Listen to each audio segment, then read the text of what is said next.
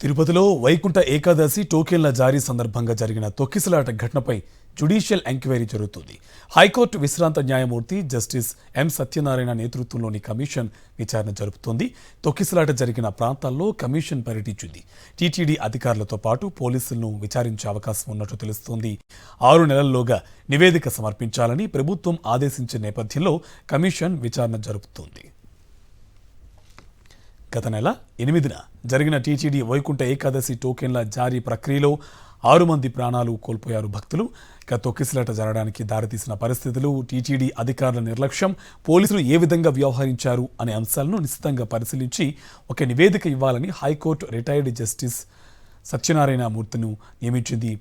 ఆ enquiry commission క్షేత్రస్థాయిలో పర్యటించింది.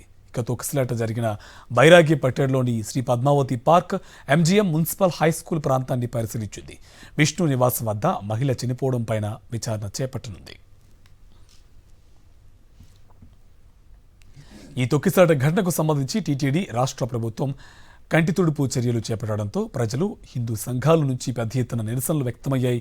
ప్రజా ఒత్తిడి, ప్రతిపక్ష పార్టీల ఆందోళనల నేపథ్యంలో హైకోర్టు రిటైర్డ్ జడ్జితో విచారించేందుకు ఆదేశించింది.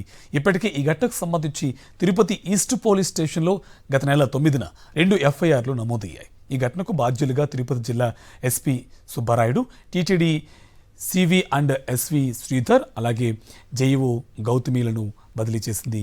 డీఎస్పీ రమణ కుమార్, టీటీడీ గోశాల డైరెక్టర్ హరినాథ్ రెడ్డిలను సస్పెండ్ చేసింది ప్రభుత్వం. టీటీడీ చరిత్రలోనే మాయని మచ్చగా మారిన వైకుంఠ ఏకాదశి తొక్కిసలాట ఘటనలో వాస్తవాలకు వెలికి తీసేందుకు జ్యుడిషియల్ ఎంక్వైరీని సిట్టింగ్ జడ్జితో విచారణ జరిపించాలని వైఎస్ఆర్ కాంగ్రెస్ పార్టీ, కమ్యూనిస్టు పార్టీలు డిమాండ్ చేశాయి. దీంతో విధిలేని పరిస్థితుల్లో రిటైర్డ్ హైకోర్టు జడ్జితో విచారణకు ఆదేశించింది చంద్రబాబు సర్కార్.